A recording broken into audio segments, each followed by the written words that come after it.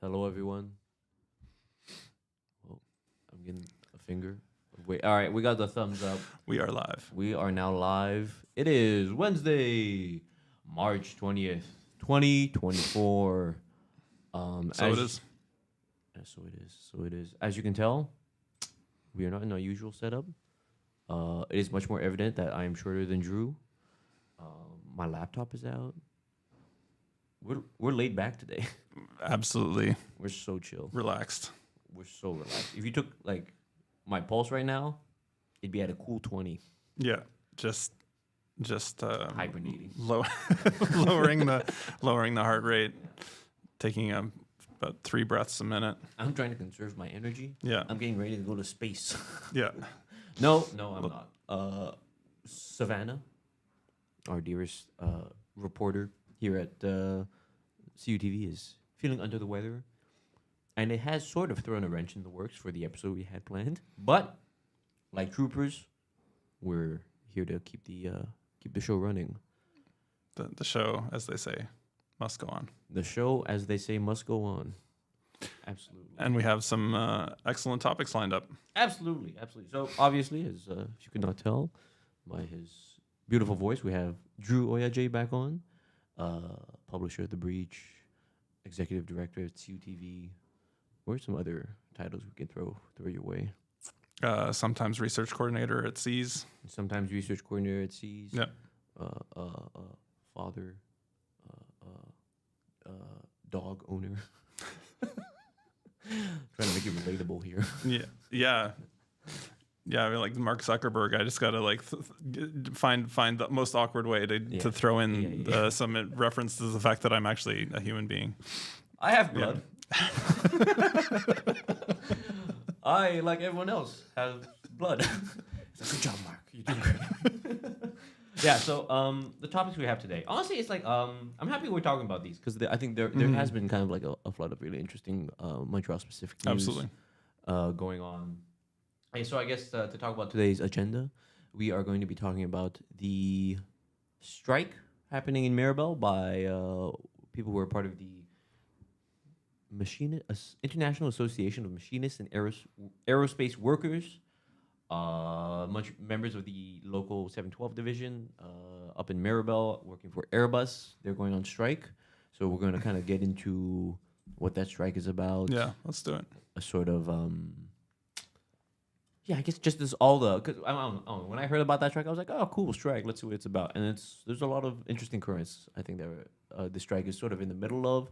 I think it's a labor issue, but it's also kind of an issue of government policy and capitalism, as we so often discover. There are some major global themes playing out in the strike, but let's introduce the other topics before I go on a tangent. Thank you, Drew, for stopping yourself. We have Valérie Plante, the beautiful mayor of Montreal. I'm trying to do a Trump. She's worried. She's worried. She's concerned.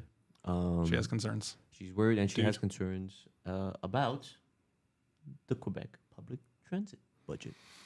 Yeah, she says the lack thereof. Exactly, the lack thereof. It's sort of not impressive, but I guess we're not too surprised. And we can getting into why the CAC not really giving too much money to public transit makes sense and is sort of par for the course. And then talking about par for the course, talk about golf. People who love to go golfing, real estate developers. Excellent segue. I love it. Thank you. So we've talked about this in the past, but Montreal is this sort of 2020 thing. Yeah. They have a lot of kind of incentives and ways to try to get developers, more developers to produce more, build more affordable social housing. It's not really worked. One of those tools is this sort of not quite a fine, but it's like it's like the deal is like, hey, if you're building something, part of it needs to be social or affordable housing, and if not, you have to give us money. And now they are dismantling that. Yeah. Well, and we'll find out why. Yeah, and we'll find out why at the bottom of the show. At the end of the show. So that's sort of our show today, folks. Thank you for listening, and let's get into it. The Mirabel Airbus strike. So On Sunday, workers there were given a. They've sort of been without contract since end of February. Oh. They're sort of given a proposed contract that would have provided exactly a 10% raise over 3 years. Yeah. So assuming that inflation might be a little higher than 3.3%. Yeah. Might.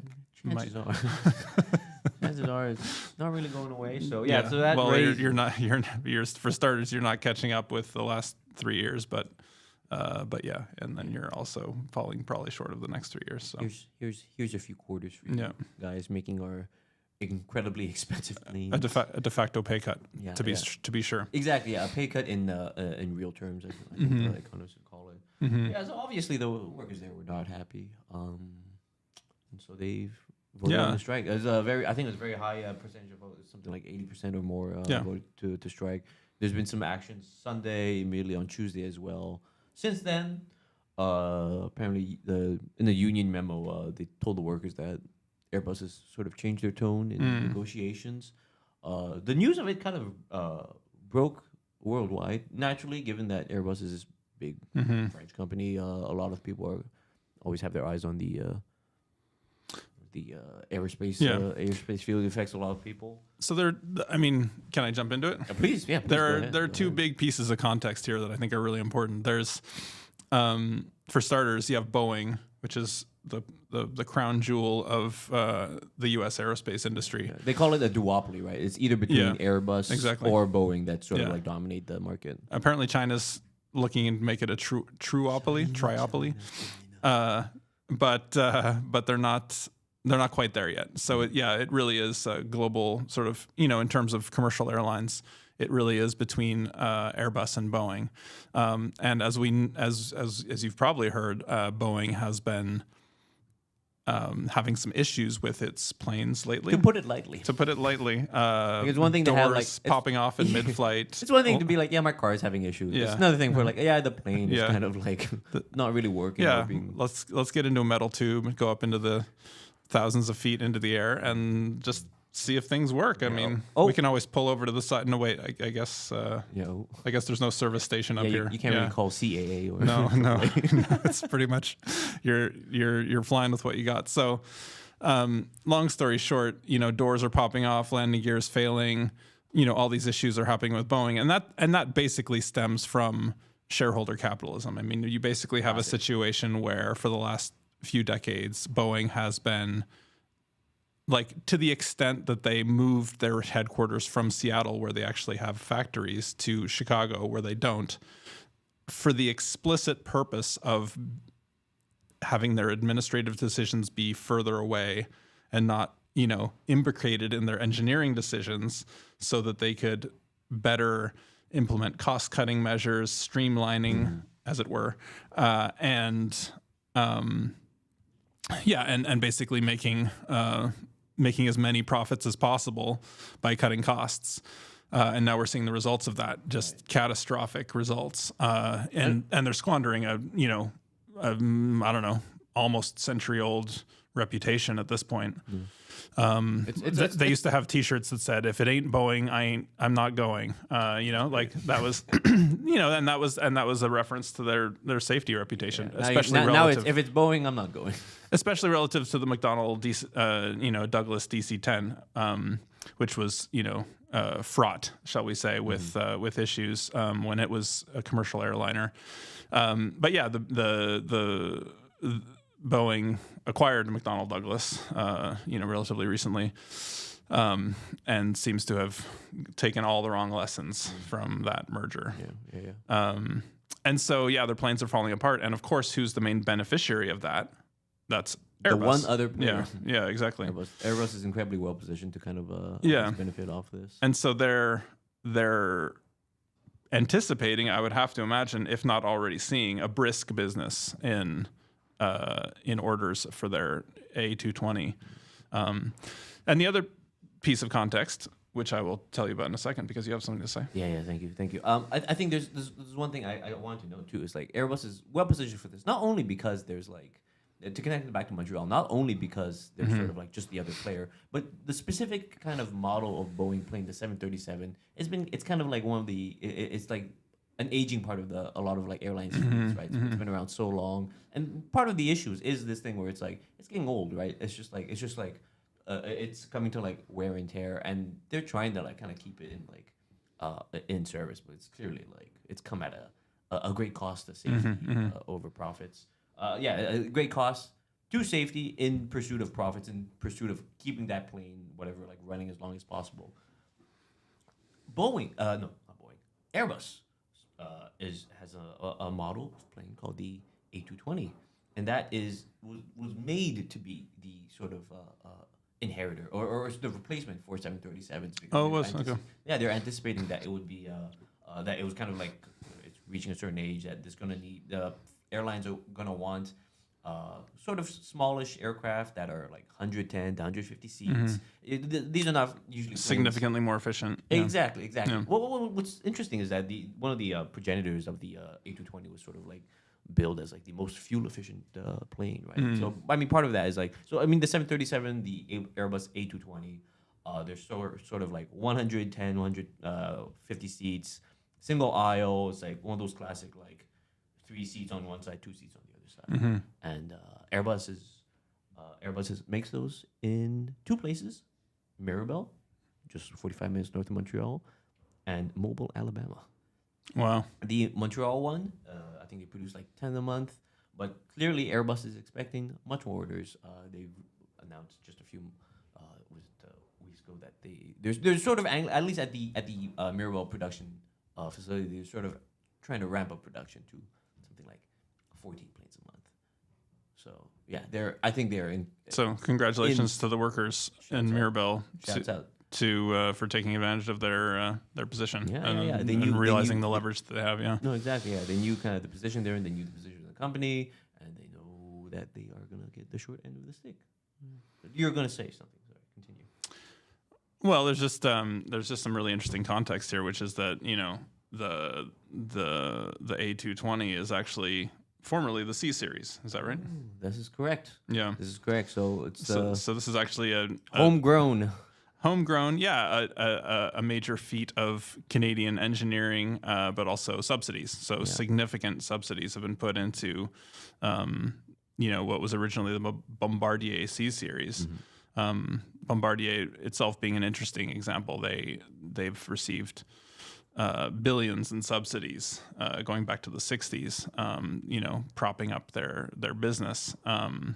And they recently sold off their commercial airline business, which is basically this plane, which wasn't doing very well, but it now is the toast of the commercial aerospace market somehow, now that Airbus has taken it up. Yeah. I think it's it. Yeah. So we have this like homegrown project, the C series by Bombardier, which was sort of like always like there's this dream of it being sort of Bombardier being able to break into this kind of duopoly that Airbus and Boeing has, and it's gotten incredible amounts of money from Quebec, from Canada.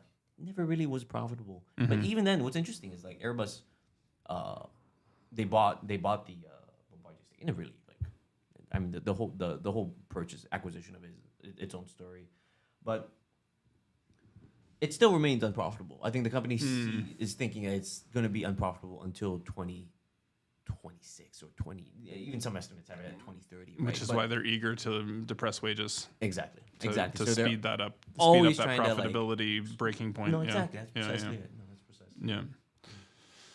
Yeah, I got to maximize shareholder value. So that's one piece of the history. But then another piece is that Bombardier, which started in the mid-century. I was gonna do that, but I was worried about the squeak. It was a laid-back episode. So some Bombardier started mid-century because the guy who invented the snowmobile basically, yes, but then they got into all kinds of other businesses. But they've basically been selling off probably the number 1 and 2 most socially relevant businesses after having accepted an estimated $4 billion in subsidies over the years. You're telling me they sold off their ski-doo department?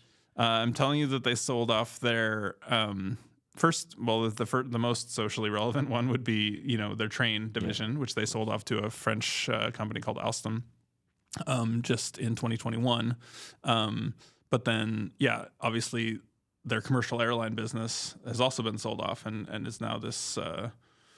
What are they doing? Now an Airbus, and what are they doing now? Now they're making corporate jets. That's great that that's great that governments have sunk just lots of public money into just the corporate jet factory. Really helpful. Yeah. Private jets. Definitely what we need more of in the 2020s. The roaring 2020s, as it were. Everyone's gonna have their own private jet. It's gonna be like the Ford Model T, Absolutely. I guess that's kind of what Taylor Swift is doing. I guess just doing that private jet, one side of the city to another. I'm sure people like her are gonna appreciate the.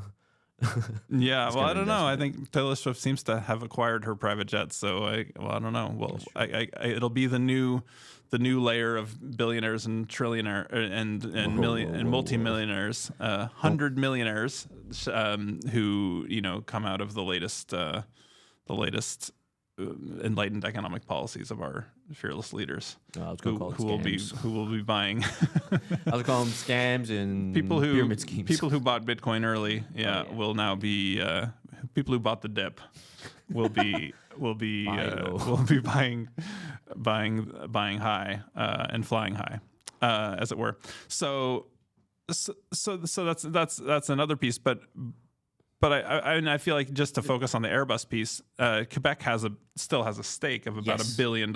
Yes, so I'm happy you brought that up. So in the initial investments in the C series, Quebec invested something like $1 billion American also into the program, into developing like this own like homegrown made in Quebec kind of plane that could potentially. I mean, the real thing is it does employ like a lot of people. I think Bombardier employs something like 2,500 people. Although of course that number has been lessening. Because of these, the number quoted by the government was that 3,300 jobs would stay in Quebec as a result of this investment. There you go. So $1 billion for that, and they also made recently another $300 million investment into this program, into the A220 program, because they wanted to keep the proportion of their share at 25%, because Airbus was going to do another round of like financing, and because of that, there was of course their portion was gonna balloon. So Quebec wanted to make sure that their piece of the pie stayed at 25%. They were supposed to exit it. Quebec was supposed to exit their position 2025, but it's been pushed back to 2030 still. They're expecting Fitzgibbons, the finance minister, was saying that it should be profitable by then. But I mean, things are looking like it could still be. But I mean, there's a lot of public money in this program. So I will say this is not a corporate jet. This is not as socially execrable as a corporate jet is. No. So this is not just for your suited class. This is something that middle class people would ride. That said, it is a smaller, mostly short haul. Could go transatlantic, but mostly short haul, mostly domestic. It's mostly being used for domestic flights. Qantas, I think, bought a number of these. JetBlue as well. JetBlue bought some, and so they do mostly domestic flights. And at this late date in climate change, mitigation strategies. I mean, I think it's pretty clear. It's not. It's rarely spoken by anybody because it's hard to say these things out loud because nobody's saying them. But we should be phasing out short haul flights completely. Like we shouldn't have airplanes flying around, especially when we have the technology to create high speed rail networks. That could replace short haul flights. That could replace domestic flights altogether. Certainly within our lifetimes, certainly within the next 2 decades, if we were very ambitious about it. And we should have started doing that. Back when the Kyoto Protocol was signed. Naturally, but we didn't. So now we have to do it even faster. And I think what's interesting is Bombardier has offered also help to like. Other countries, like they help China develop their own like high speed trains. There you go. Right. So it's like it's not like we lack the kind of like technological know-how here. Well, we had the technological know-how, and then we sold it to France. So correct. Now we have the technological know-how to make corporate jets. Exactly. very, very valuable. So I guess, A good use of $4 billion, certainly. Right. Yeah. So I guess it's to point out that here Quebec is. I mean, just looking at the A220 project alone, we have like $1.3 billion American invested in that Exactly. from Quebec alone, right? And it's like, could that money have been used for other things? Could that money have been used for public infrastructure projects or public transit projects? For example, and even if we limit it to say like, okay, we should invest that in a private company, does it need to be a private for-profit company that does all kinds of silly things like build corporate jets? I would say like, there's an alternate history where we say, okay, we have a theoretical $4 billion in subsidies. How are we going to invest that? Why not create some kind of quasi-private institution that builds useful things, and that creates, open source plans for trains, for example, that brings together like researchers from all the universities and creates open source, models for not models, but plans for designs for high speed rail, for all kinds of climate friendly infrastructure and technology. Gives that away to the third world, to the rest of the world that obviously we cannot follow our development model because it's so fossil fuel intensive, but creates a quality of life, creates socially useful infrastructure, and then build those things, and compete in the global market, for providing those actual the physical things, what all these union members, the machinists and all these people who are highly trained and can build these precision parts and do this sort of capital intensive construction work, put them to work. I think, and that could make Canada or Montreal or whoever is giving the subsidies into a global leader in climate friendly tech, and that would be an amazing economic development opportunity. It would create a lot of jobs. It would create a lot of soft power, even if you want to look at it from a foreign policy perspective. But that's the route that we did not choose. Right. That as early as the late 80s could have, anybody with who's reading some of the papers that are being put on their desk, any leader could see what was coming. And oil companies knew in the 60s what was happening. So our political leaders should have known. I think we're pretty clear by the 80s, but they didn't do it. And so now we've put $4 billion in subsidies into a private jet business, and sold off all the most socially useful and valuable stuff to France, basically.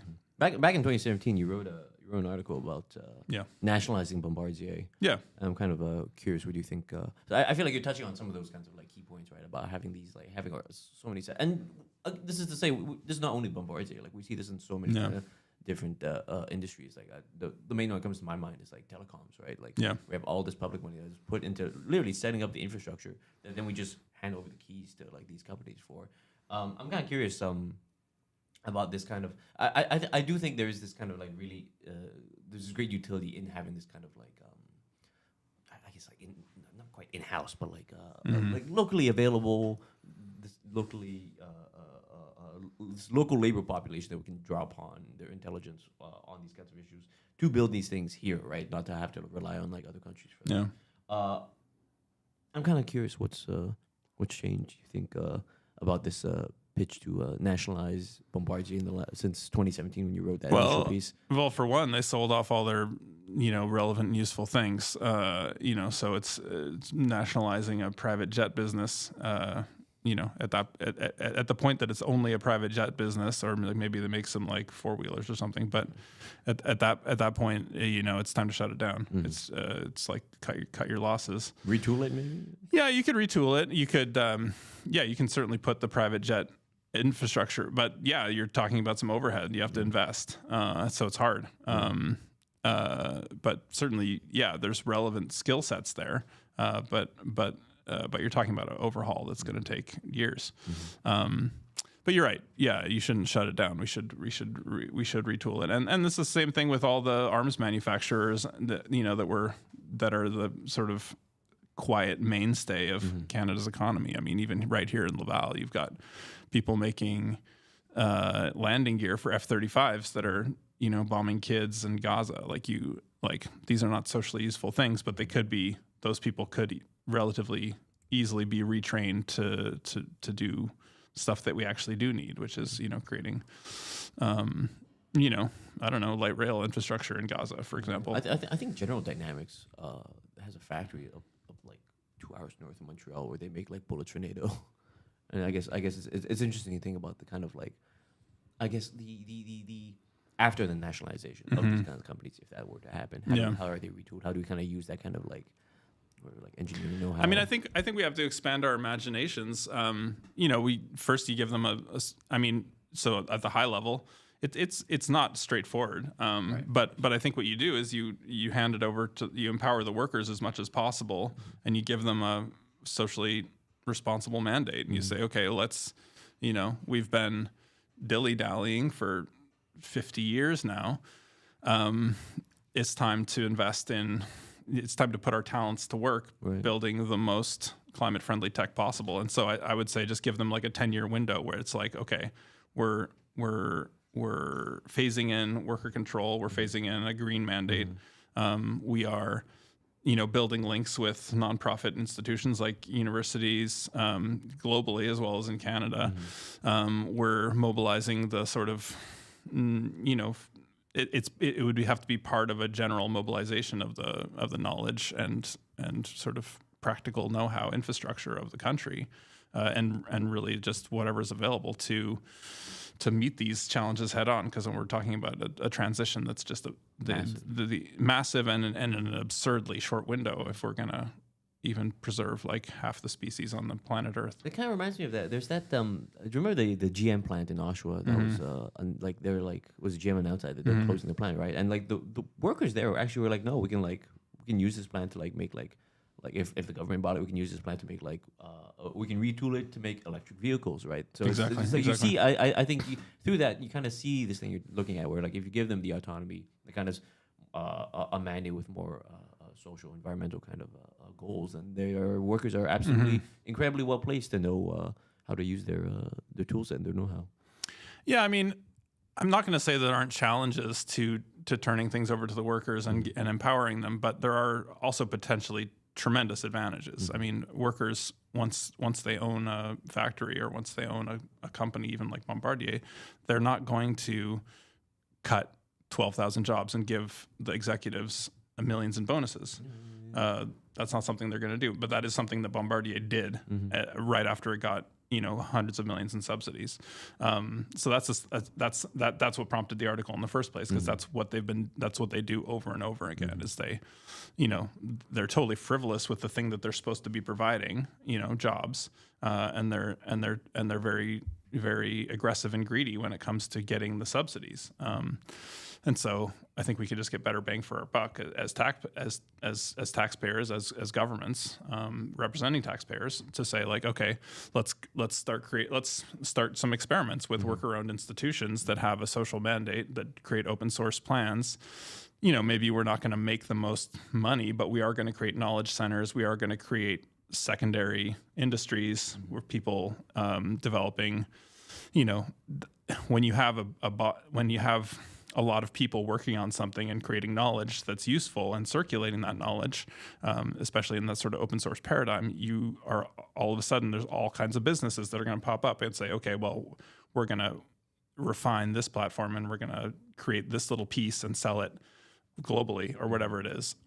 and that gets added. And that can create an explosion of entrepreneurship. So basically, instead of looking at intellectual property as like in an extractive model where you're trying to wring the most profit out of it for yourself, you say, okay, no, this is more like a commons, like it's like a lake. You don't want a private lake, you want a public lake, and then all kinds of different businesses can happen there. You have people who set up a marina and do sailing tours. You have people who go fishing and sell the fish, and as long as that's sustainable and you don't deplete the fish stocks, you can keep doing that, Of course, yeah. and making money, and people like use it responsibly. Yeah. It's kind of Yeah, vision you of sell, what, like, collective harmony. yeah, you have a public beach, and then you have people who sell ice cream, and you have restaurants, and all kinds of businesses develop around these sort of commons. And so it's the same idea. Like if you create a really nice open source train design, and then you have people from universities, people from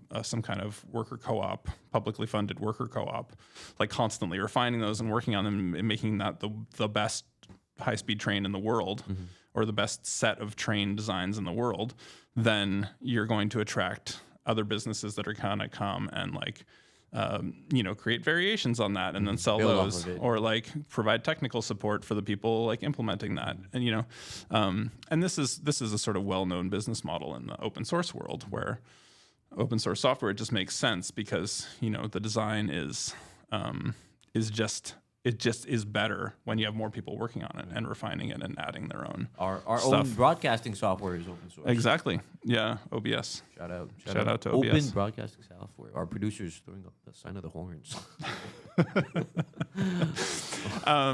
So I just don't see why we couldn't think outside the box and think, there's enough precedent there to say, okay, that's worth throwing 4 billion or 20 billion or even 100 billion into that experiment.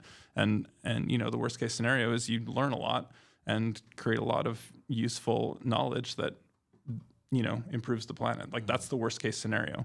The best case scenario is you create a vibrant, local economies, and become a global thought leader, and people from all over the world come and bring their business to you and seek your advice and seek your pay you nice consultant rates and all that stuff. I think what's interesting is like to continue this kind of like metaphor that you're using about this lake. Yeah. I think that's really kind of like telling, because like I think for me at least it evokes this like image of like that I'm very familiar with, right? Yeah. Whether I go to like a friend's kind of house on the lake, Yeah. there's this kind of sense of like communal responsibility around this lake for Yeah. the most part, right? Sometimes you might have people who are like too loud, who are like maybe polluting, but most times there's this kind of desire for harmony that people want around this lake. And I think I really enjoyed the idea of kind of thinking about these sorts of like investments, or these kind of, maybe not investments might not be the word, but like these policies that try to create these kinds of lakes, right? Mm-hmm. And I think for me, what that makes me think of is like, even when we look at that Airbus strike, this was kind of created around a lake, right? If we consider the lake in question here, Mirabel, right? Because this was like this massive airport that was like a plan, Absolutely, yeah, no. plan to like replace. No, I mean, if you actually Dorval. start mapping the public subsidies that went into the possibility of even this thing existing, it's much bigger than 4 billion. Yeah. Because you have this massive like, I mean, Yeah. for people who don't know, like Mirabel's this like airport, what, like 45 minutes north of here. Yeah. It was supposed to take over International Pierre flights, Trudeau, yeah. because it's supposed to take over international flights, because there's this kind of like dreams of like big growth from Metropolis here in Montreal. And obviously that was not the case. It was just kind of like too big. It kind of like just completely crashed. But you still obviously like, you still have like the remnants of it. Like you have like the airstrip there. And what's happened is around the lake that is like Mirabel Airport that fell short, incredibly short of like these kinds of aspirations. It's still there, and it provides this kind of function to all these like either like cargo businesses there. Yeah, it's like, an incredible piece of infrastructure. yeah, exactly. And that people still benefit off of, right? Yeah, But yeah. instead of it being this, I find it's sort of like, instead of being this kind of common lake that you're talking about now, instead it's this lake with sort of like private kind of like concerns, right? Yeah. All this to say is like we are creating these lakes. All this to say, like these lakes that you're talking about are kind of being created, but they're not really being put. Not very thoughtfully, and within the sort exactly. of mid-century, previous century paradigms. I mean, we like the lakes that we invest in are like highways. Yeah, exactly. That like Quebec is just like never, no province and no federal government for that matter ever met a highway project that it didn't just love to pour money into, and so that's sort of what we're dealing with. I think this is a perfect segue. Excellent. I think this is a perfect. You've presented me with you gave me a great alley oop to our next topic. Valérie Plante, Yeah. Mayor of Montreal. She's concerned, worried about the new Quebec budget for public transportation. Yeah. As Philip Seymour Hoffman said, we have concerns, dude. Which one was that in? Big Lebowski? Sometimes you get real specific with some of these quotes. It's like these are movies I've seen. I thought that was pretty universal, but maybe I'm dating myself generationally here. That's right. That's right. I accept any and all references you make, even if I don't. I'm not there to receive them. Oh dear. I'm here to learn. Millennials and older. Yeah. Real heads will know. All right. Yeah. So here we have this article in the Global News. I'm worried. Montreal Mayor Valérie Plante raises post-budget transit concerns. So, Valérie Plante didn't have many good things to say about the provincial budget tabled by Quebec's finance minister on Tuesday. She expressed overall disappointment and genuine concern, especially when it comes to public transit funding. I'm worried. She's worried. I'm worried too. I'll be honest. Metropolis? I share her worry. I think it's safe to say Metropolis is also worried, Valérie Plante. We're here with you. Yeah.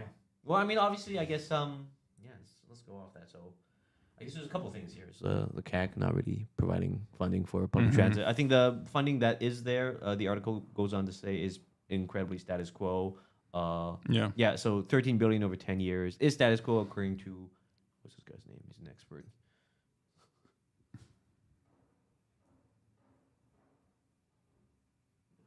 This dead air kills me. Grenier, public expert for public transit infrastructure. Yeah, 13 billion over 10 years. It's also like when you look at how, especially going to the point about highways, how we divvy up funding for highways versus public infrastructure, we're actually behind even places like Ontario, where Ontario, their Ontario budget is supposed to be, the Ontario budget for like public transit funding is supposed to be, public transportation funding is 70% for public transit and 30% for highways. We're here in Quebec, it's much more like 50-50. Right. Yeah, Quebec loves highways. I think we have a cement business in Quebec. I mean, I think that exists everywhere, but I think it just seems like the lobby is a little more robust here, maybe in terms of its influence. But yeah, I mean, if you just look at the amount of time wasted, much less money and studies and all this stuff, but the amount of time wasted on the troisième lien in Quebec City, it's just deeply absurd. Yeah. So just to recap, troisième lien was this kind of proposed tunnel, was it? Yeah, it was a tunnel. I think so. It was a tunnel kind of connecting the capital, Quebec City, to the suburbs like Lévis. The mainland, yeah. Yeah, because right now there's the South Shore, I should say. Yeah, because right now there's like 2 bridges, and they're saying we need a third, but after expensive studies, after it was revealed actually that at first it was like the CAC wanted to go through with this based on no studies at all, and that's always sort of been this thing. I mean, I don't know. It's I'm happy that I think the CAC just sort of follows what they think is going to be popular with their sort of suburban base. Yeah, I mean they're not wrong. And so we're stuck. Yeah, we're stuck politically with the tyranny of the suburbs, basically. That's the sort of fundamental issue. I mean, I think they are particularly obtuse as human beings as well, which doesn't help. Like the sort of like a layered on top of the relationship with the like, you know, the reign of the burbs at the moment. Sure. Yeah, I mean, it's also, I think, important to note that someone's trying to get in. We're recording. It's a laid back session. Yeah. Laid back. I'm chill. I'm so relaxed. My heart rate went up a little bit for that one. But yeah. What was I saying? I mean, just go back to the troisième lien thing, and this is kind of a little past the point, but like just to drive the point home, in fact. Adding lanes to highways, widening roads to make room for more cars does not reduce congestion. I think that's like this idea that like I think people have as like drivers, as like the suburban drivers have like, if only there was one more lane, then there'd be no traffic. I mean, look at places like LA, like massive, like 16 like lane highways, and it's also there's so much their own kind of like policy that's going on. But like more lanes doesn't do anything. It's called induced demand. You add more lanes, they get filled up because that's just how it works. You know, it would seem. I was going to do another Big Lebowski reference. Let's go. We know this, dude. We know. But we do know this. I mean, I guess. And sorry, go ahead. No, I just wanted to ask you about the because I feel like this kind of connects to our last discussion, right? About how like if we're talking about how the money is used for moving around, you have like 1.3 billion being put into medium-sized lanes for these multinational companies that, or they might serve Quebec a little bit, but the goal wasn't really. It doesn't have this kind of like social goal, right?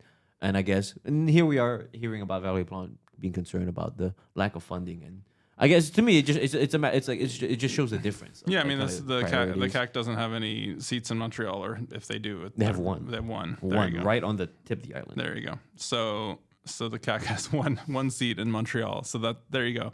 And you know, I guess that's why they support the Rem de l'Est, which is you know, again, with the obtuseness and with the sort of like corporate capture, you know, the REM is of course a privatization project which is funneling money, and Valérie Plante is not blameless. I mean, she came in as the REM was just, you know, putting shovels down basically, and didn't say a word about it. But that project exists to siphon money out of Montreal's, you know, transit system. Yeah. It kind of took it also takes like a lot of support away from her Pink Line kind of like transit dream as well, right? Yeah. So now we're what, 6 years into, you know, 7 years into Plante's mandate, or second mandate. Sorry, into her mayoralty, and we're, you know, basically we're seeing, you know, metro stations close at 11 p.m. while the police get $100 million extra a year to do God knows what with, and so yeah, this is the situation that we're in. Yeah, and meanwhile, yeah, you mentioned the Pink Line. I mean, it was a bold and interesting proposal coming out of the gates. It got no traction with the CAC again because it didn't please any of their constituencies that they wanted to like reward. But they did get like a little tramway, I think, along Notre Dame, and so they said, "Oh, that's the first." They sort of claimed that as a victory for the REM. But apparently, there's an office with like 6 full-time people working round the clock not round the clock, but like, you know, full time on trying to create the. We're working round the clock on the REM, sorry, on the REM, on the Pink Line. But yeah, that has not seemed to. Those 6 people don't seem to have made too much headway, except these little tiny things that they're sort of claiming are the Pink Line. And then yeah, we have the Rem de l'Est, which is just going to siphon even more money out of the public coffers. You know, not for any public benefit, just for private profit. But also, you know, not provide like there's a group called Transparence, like basically transparency, but with train at the beginning. Transparent train. But it's a local group that was sort of agitating against the REM for a long time for this specific reason. And they had an alternate plan where it was like, okay, we actually invest the same amount of money and like actually create comprehensive bus service in the east of the island and light rail along existing rights of way and so on, you know, without submerging it or putting it above ground, which takes just gigantic amounts of concrete, which sets back by decades, like any kind of carbon neutrality. So anyway, so the Pink Line? So the Pink Line, yeah, never got off the ground because Lego, you know, wasn't interested. The feds, the Trudeau government wasn't interested. They put money into the REM because they just love privatization. Yeah. They love it, even though it provides less service for more money and you know, doesn't actually, you know, meet your urban planning goals and instead is focused on. It's also been rife creating real estate value increases instead of actually serving people. REM is like a light rail project. It's been rife with like so many delays. Like, I've heard about like hour-long delays, which is like I think it's kind of like I don't know, inherent in like just the design of it compared to like something like underground, right? But I guess it being underground might use up more or might cost more concrete or what I'm kind of curious about that point. Well, I don't know about underground, but above ground takes a huge amount of concrete. And a REM is mostly above ground. It's because you have to build these gigantic, you know, you basically just have to build a new ground in the sky to like run your train on. Right.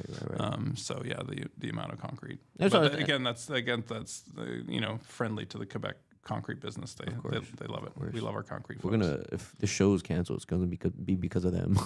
Yeah. I'm gonna be found in a hotel room. Concrete boots for anybody who opposes the concrete industry. So yeah. Like, you called him? I'm like, yeah. It's like the concrete business sends its regards, and bam. Oh dear. No. That's not gonna happen. Anyway, I mean, it's interesting because it's like Sure, we just. Okay, they're gonna write songs about me. I think it's interesting because like I'm reading this right here. It's like the Pink Line was said to be finished next year. Exactly. Yeah. Because I think it's like it hits like another kind of tone of like this alternative history, right? Of like we see this kind of like very bold, ambitious project. Of course, there's some people who are kind of like always skeptical about it from the beginning, not from the sense that it was something that shouldn't be done, but rather of like this is a kind of big pie in the sky dream that like maybe Projet Nose will kind of rile up Montrealers and be the final kind of nail in the coffin for Coderre, and it sort of was, right? I think it was an incredibly inspiring thing to see this and like you can make the case that she won that election because of the Pink Line. And I will, I thought I was just incredibly like activating. Thing that I think people want from politics, right? This kind of like big goals, aspirational, fundamental changes to how our society, like our like society, our city is laid out. That and it should be said, it's a fundamentally positive vision. I mean, a efficient, publicly owned, new transit line, something we haven't done in decades. That would serve kind of areas that are like underserved, mostly like kind of like poor, much more working class than especially the REM line, right? If we look at like the neighborhoods that the REM serves, it's much more of the areas that have already been gentrified. They're undergoing like very like heavy, classic like big apartment building developments, or some like suburban areas. Not to say that of course these areas don't deserve public transit, but like it is I think a clear. It is very telling when you see who the Pink Line would have served and who the REM serves and which one kind of ended up getting more money. I think it shows sort of what the system does. Absolutely. Anything to add to that before we hop on to our last topic? Yeah, I mean, I just think it's a minor it's a minor tragedy for sure. I do feel like I don't know. I just given how sort of milquetoast PM has been and taking on the other levels of government on other topics, I have to imagine that there was more pressure that could have been applied or more. You create situations. It's more political maneuvering that could have been put into service of getting something like the Pink Line happening, especially at the federal level. I mean, this is a completely within, liberal rhetoric and with two consecutive liberal NDP, NDP-backed liberal minorities. Like, it's just hard for me to imagine that there wasn't a way to get this done, to get like however many 20 billion or whatever you need, or 10 billion for the Pink Line. Yeah, the initial estimates were around 7 billion. Okay, yeah. With it's like we're dumping 1.5 into with like the anticipated cost overruns. Let's call it an even 10. But I mean, the REM started out at 5.5, I think, and now it's 8. So sure. A guy told me it would cost $2 and he would do it. Yeah, exactly. Yeah, the initial quote before we run into some cost overrun issues, some delays, some inflation. Nice dinners. Yeah, some nice dinners. Yeah, exactly. So I think there's something interesting to be said there. Maybe this might what are these 6 people do? I want to know what these 6 people have been doing for 7 years. I mean, I'm really curious. Or 6 years. Like, hey, how's it going? So like, yeah, what's up? Yeah, we should go. We should go into the Pink Line office with a camera and just be like, hey, how's it going? Hey, I hear it's bring your son to work day. My dad works here. They're like, no, he doesn't. So what do you guys do? What are you guys doing here anyway? What's going on? 6 people. I mean, I don't know. I feel like if I had a 6-person advocacy team working for 6 years, fully salaried, I have to imagine that we could get some stuff done. This is all right. That's a pitch. That's a pitch for me and Drew, I guess. If you guys are looking for additional 2 men, guns for hire here. Yeah. If you guys need 2 more people at that Pink Line office, make it a nice 9. I mean, let's kind of like actually no. Before we get into the next topic, I do think there's something interesting you're touching upon here about the kind of like, we're talking about like political willpower, right, of like parties, and I think when you're talking about like how PM was sort of had this like really strong mandate from their like first like election when they unseated Coderre with this sort of like goal, this stream of like this incredibly beneficial project of and beneficial, potentially intimidating, right? I would imagine for like any kind of political party, and they didn't. Clearly the willpower they had, whatever, enough kind of opposition from the province from the feds, and you kind of see this a lot in municipal circles where people will say, "Oh, we can't.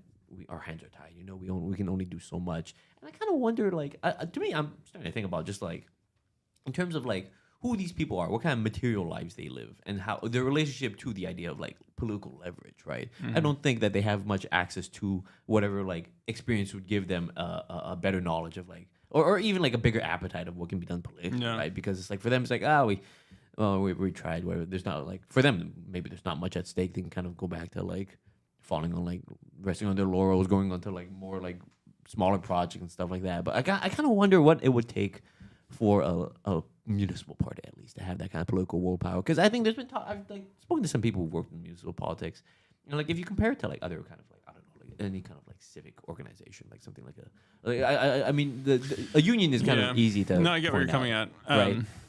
I mean, I feel like ultimately it's about having a mobilized base, and the problem with something like Projet Montreal is I don't think the race is a mobilizing type. No, they're not mobilizing. I mean, and I would even go further and say that the fundamental paradigm of like social democratic functioning is to demobilize your base. Because otherwise you are going to be squeezed between a rock and a hard place in the sense that you have. If you create an unmovable force in the form of a social movement, and then you have an immovable object in the form of like how real estate developers, segue alert, or transit privatizers, or other sort of capital interests. Then you're going to be the one who's squeezed between those two things. Like the capital's here, social movement's here, and the politicians are right in the middle. So you have an inherent interest in sort of like turning, like pushing back the movements because these things are unmovable, or at least you think they are. And everything you're conditioned to believe that that's an immovable object, and that's the sort of people that you're getting pressure from.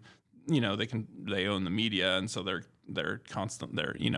As soon as you come into office, they're going to be like hammering you with all kinds of negative press. I mean, how many front page stories did we see about the what is it the Camille what. Camille Oud, like the Camille Oud. So that's the road. That it was goes, just like weeks of this when they first elected in 2017. It was just like nonstop, like complaining about PM, and it's just like, at a certain point you're like, stop. You're gonna say uncle at a certain point, and so it really takes people who are committed and want to fight, not to be in demobilize. power. And I don't think Valérie Plante is, she wants to be the like stylish, progressive, affable and charismatic mayor of Montreal. She doesn't want to fight capital tooth and nail. To the extent that there's a win-win, she'll take it. But otherwise, we'll leave the rest on the table there. Somebody else can do that. And I think social movements weren't organized or disciplined enough for we didn't even have any kind of media saying like, okay, well, here's what we need to do as people to like get the most out of this. There was just nothing. It's a different approach to it, and there wasn't even any sort of like coherent critique. I mean, I think there were some attempts to do it, laudable attempts to try to create that kind of infrastructure, but it didn't. It just kind of went nowhere. And so we just have PM, Projet Montreal flying solo, and sort of trying to make deals to maintain their sort of progressive cred where they can, but without any leverage. And here we are. We don't have any. I don't know. Yeah, I feel like unions haven't really stepped up. And there's in terms of like on the municipal front, you're saying. Yeah, any front, honestly. Other than like their like workplaces or. Yeah, I mean they'll do some bargaining if their membership holds them to that. Even maybe they won't even do it if they don't. Because they're in the same sort of social democratic position. It's just easier to kind of go along to get along, unless there's some kind of strong, persistent mandate from below. And so I think you see the same dynamic playing out over and over again. And so it's like, okay, the question is, what are those independent social institutions that can can maintain and apply that pressure. Mm-hmm. And that's an open question. We haven't invented that yet. Let me know. Let me know if you have an idea of that. Open source it. Yeah. Sound off in the chat. Yeah. I think there's something I kind of there's a comment you made to me like way back when we was it like first met when we were organizing in Courage. Yeah. I think I had a question about like, oh, what do we do if you get like one of our people elected and you're like, then you immediately the day after you're like protesting against them or something to that effect.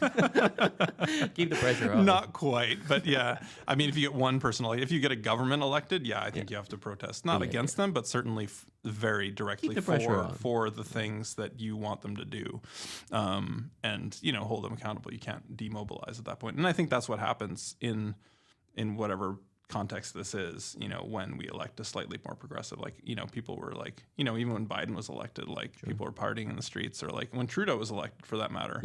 People were, there was just a jubilation, a gigantic sigh of relief. And then people were like, okay, now I can tune out. But it's like, no, if you actually believe in any of the things, that he is promising, that is the exact moment when you have to step it up a notch and be like, okay, we're going to put extra pressure and be extra mobilized against, to overcome the obstacles that are going to be put in the way of any kind of, climate agenda or social agenda or wealth redistribution. Like, you're going to have to deal with all that stuff. There's something so, I'm going to get way too, like, I'm too deep in the mud here, but I think there's something so, like, fundamentally different about the kind of mindset about, like, having a politician, electing a politician and then assuming that, like, okay, my job's done. Now it's time for them to take over. It's like I don't have to worry about this anymore. To me, it's something like something akin to like having like you call the plumber. Plumber comes over, it's like, all right, the plumber's here now. I'm gonna let them do the job. I think there's something so we wash our hands of that kind of like of political tasks. We kind of let politicians take up that kind of like work. I think without any kind of intervention from our ends a little too easily. Yeah, I mean, I think we're still in sort of a hangover from the welfare state as well, like in the sense that, like, there were so many concessions made in the last century, especially in the 30s and 40s, going into the 60s and 70s maybe, and we got all these things, and we sort of forgot the history of like how much militant action and how much like literal threat of seizure of power it took to get public health care, to get, all the institutions that we sort of, that were sort of just multiple generations into just having as the sort of, I don't know, tapestry or backdrop that we're dealing with, of our daily lives, whether it's the CBC or the NFB or like unemployment insurance, like all those things people were like literally fought and died for, to a certain extent, in the sense, that you're fighting with cops in the streets and having big like strikes where there's like existential stakes. Yeah, it's a real struggle. Real struggle. And I think we're just so far away from that. And the very unfortunate thing is things have had to get this bad, and which isn't to say that they can't get much worse for us to start to like have that feel like there's some existential stakes, which is unfortunately seems to be the thing that gives those movements the ability to achieve those things. Activation. Yeah. That was an interesting thing about like power. People's like kind of like, I guess, imagination is a power, and I guess how it's been like we're talking about the histories of how people actively use their power in whatever it means. Yeah. Like, in terms of strikes, showing up, whatever. Like there's so many ways that power kind of like exudes itself from like this kind of ground up kind of way, and how those histories have been either forgotten or I think a lot of times like kind of like purposefully like ignored or whatever, so that's kind of that idea of like how much power people actually have is kind of hidden away, but it does seem to be people are kind of grasping for it, searching for it. I mean, it's a real conundrum. I feel like I've really spent a lot of time thinking about, okay, how do you actually mobilize power when people don't feel those existential stakes and people are sort of still a little bit comfortable. Yeah, I've spoken to some organizer friends about that's like I think this is one of the more like cynical thoughts I have about like I think do people only get activated when things get bad? Is it even possible for like let's say in like the good times for people to feel that kind of like willpower or like political or like activation? I think it is possible, but it's like the things that you can sort of see it in things that are relatively that are like established sort of, I don't know, cultural structures like war, you know, like war will get people fired up, even if rallied around the flag, and they're willing to, like, to the extent that they're willing to sacrifice their lives. I mean, that's like, and often for just absurdly corrupt causes, but it works, you know, and so, you know, the question is, you know, as people who don't want to go kill people and actually want to make people's lives better, like how do we find things that have that feeling of existential stakes, have that, you know, it's an unanswered question, but I think it's something we're constantly sort of searching for. I think just to wrap this all up, I think this is all to say that I don't believe that like the people in PM have that kind of like political will, or that it's clearly lacking from our elected officials. Yeah, and not to say that they don't have good intentions, not to say they haven't done good work, but I think to me it's not even just PM, right? I find that's a kind of a common thing among a lot of parties, and that is just something about that structure that's sort of built into it. Speaking of which, should we talk about another way in which? Go ahead, you can do the segue now. Another way in which you know, nascent movements haven't been able to access those existential stakes, even though they're very present for, you know, millions of people in our city. Yeah, so we're talking about St. Viator bagels now. Yeah, I'm just kidding. Yeah, so we are talking, before you mentioned, you gave a little segue alert. We're talking the city of Montreal. They decided there's a certain kind of guy that deserves a break. A certain kind of figure that just life's imagine, been too hard for them. Imagine all the people in Montreal, and just imagine the person who needs a break more than anybody, and real estate developers. Exactly. All right, so before on the show, we've kind of talked about... They work so hard for us, and really now that we just want them to enjoy their life a little bit. Who else will build a big, ugly condo building with an A&W at the bottom of it, you know? I mean, open question. Another open question. We're throwing down the gauntlet here. I mean, who else is going to do that? Yeah. I mean, there's not nobody else will do it. All right, so on the show in the past, we've had episodes where we talk about this sort of fund that the city has that's supposed to go towards public, social, affordable housing. One way that this fund works is that developers are told, hey, Drew, if you're a developer, you're a developer now. Hey, Drew, so you want to build this big, ugly building in this neighborhood? We're going to let you do that, obviously. Obviously, none of having a big, ugly building that it's going to be too expensive, and that each balcony is going to have a nice sheet of concrete on the bottom, and then nice for glass. Never use it.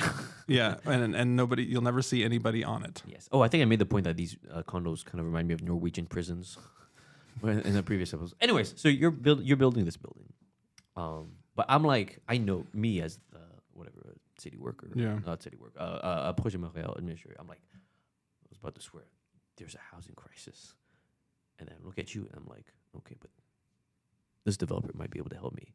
Instead of applying any kind of pressure, I'm like, hey, by the way, he's like very timidly like, hey, if you wanna build some affordable housing, social housing, in your building, I kind of love that. Pretty please. The sugar on top, yeah. But it's like, it's cool.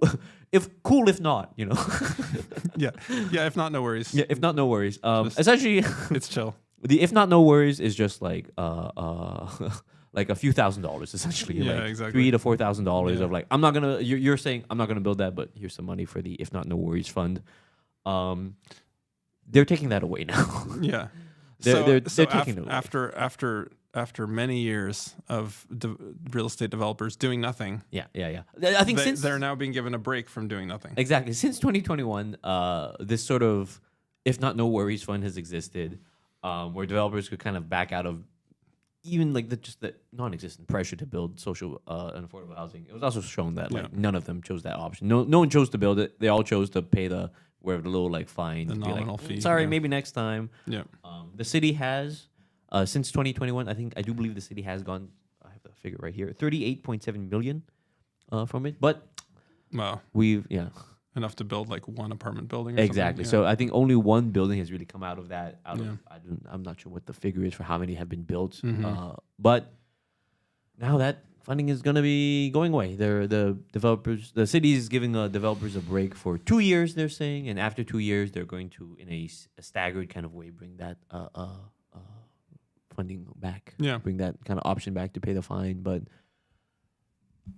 Yeah. 2 Yeah, years, 2 years without this. What do you think? I think this just comes back to the essence of the Valérie Plante approach to politics. It's like, okay, if it's the if not no worries approach, it's like we're not gonna we know from the outset that we're not gonna like confront or like create any conflict with capital like interest. That's just a foregone conclusion. And so what are we gonna do? We're gonna keep increasing the police budget. We're gonna cut the transit budget, and we're gonna let landlords off the hook for their very meager sort of social housing requirements, and hope for the best. So that I don't, spoiler alert, I don't think that that's going to be enough to address the profound housing crisis that we're facing. The roots of that go so deep. Yeah.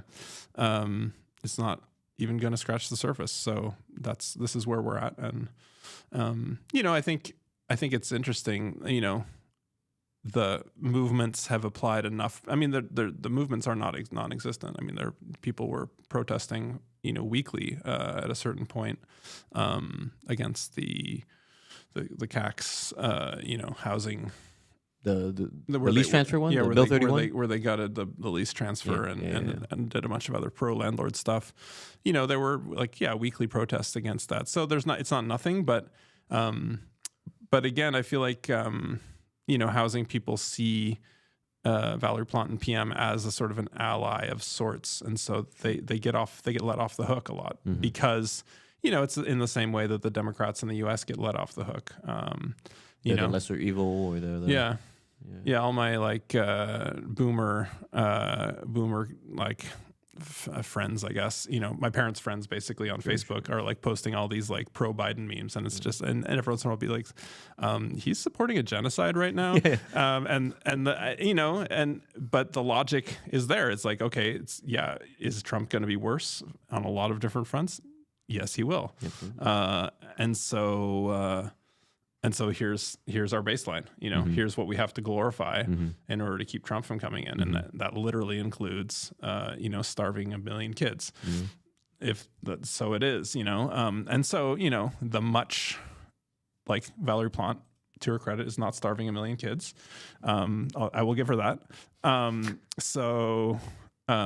It's the same dynamic though. You have it's not at the scale and of even among president, but it's at like this it's at, of course, our local scale with this. Even among activists. And so for 7 years there hasn't been any kind of critical mass of like, okay, here's an alternative way to approach this Projet Montreal, and here's what we want you to do.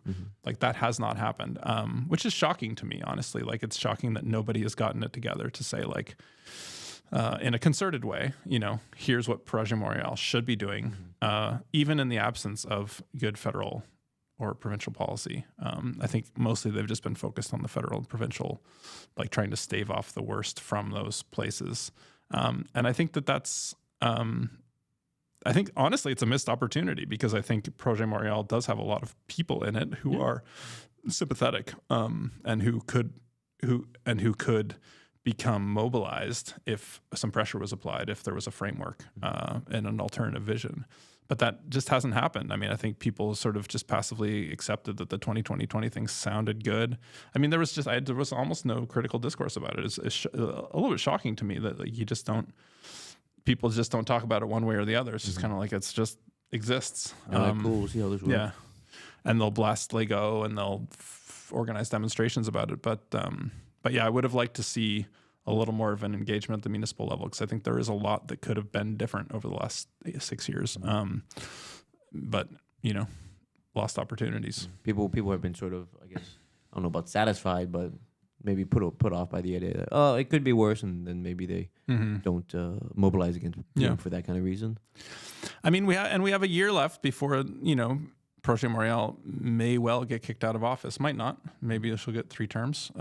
But dissatisfaction is gonna presiding over a housing crisis and emptying out of the downtown, an increase in the police budget, and a decline of the transit system, when those are your central issues, that is going to catch up to you electorally eventually. Yeah. It feels like there's such a like you're saying, this missed opportunity for, I guess, to mobilize against this kind of force of like real estate profiteers, right? Yeah. That seems like something that like Projet and like Coder are sort of like still on the same page. Maybe not exactly on the same page on. I think Projet does sort of like gesture towards these kinds of solutions, but like it's like crumbs, right? And I think with this story, it's like, I think it's I want to say it's good to see them trying, but honestly, at this point, that thing was like crumbs, right? We didn't. It doesn't even come close to even like solving anything. And then it's like the audacity to take the crumbs away too. It's like, oh, I was like, hey, by the way, I'm kind of hungry for like housing solutions. Like, oh, here, have some like have a cracker. And I'm like, oh, I guess. But then they take the cracker away. It's like it's kind of like insulting, but it's insulting, I guess, to this kind of like base that they might have in people like me who kind of want to see these kinds of housing solutions, right? People like you, people like our viewers as well. It is kind of this naked. I do find this giving them a break is like, oh man, that's just like what a move. But it is, I do find there's like this kind of honesty in it. There's this kind of like clearly like they're just showing like we're not gonna even try. Yeah.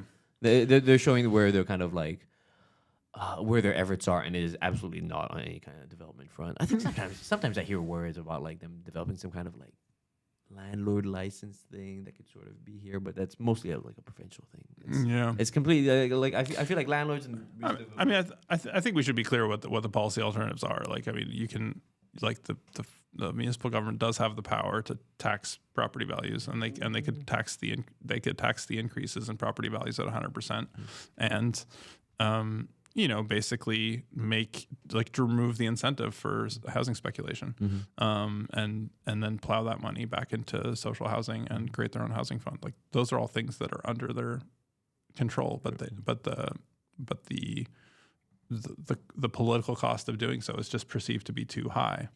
And also like social movements haven't really asked for that. Yeah. Like, nobody's put a coherent case together and said, okay, here's what we want Projet Montreal to do, or even like here's what we want the progressive wing of Projet Montreal to do. Like, it just hasn't happened. So it's a little shocking, but here's where we are. 6 years in, completely demobilized on the municipal front. I think that's it for today's conversation, Dru. Thank you very much for joining me. So hope folks enjoyed the laid back episode we touched upon. Laid back episode out. Laid back episode. Talk about the Mirabel airman strike. Talked about Valérie Plante being disappointed, worried. I think the disappointment might be ours after that last conversation. We are ending it on a bit of a grim note, but can't have happy endings every episode. No, but I mean, tune in next week for a potentially different ending. We'll see. It doesn't have to be a happy ending, but it's just kind of like, hopefully our listeners listen to this and they're like, damn, things could be better. Yeah, I'm ready to get mobilized. I'm pumped. Let's do it. Woo! All right, folks. Thank you very much for listening to our laid back episode. Thank you, Dru, for coming on. Thank you. It's been a pleasure. Till next time.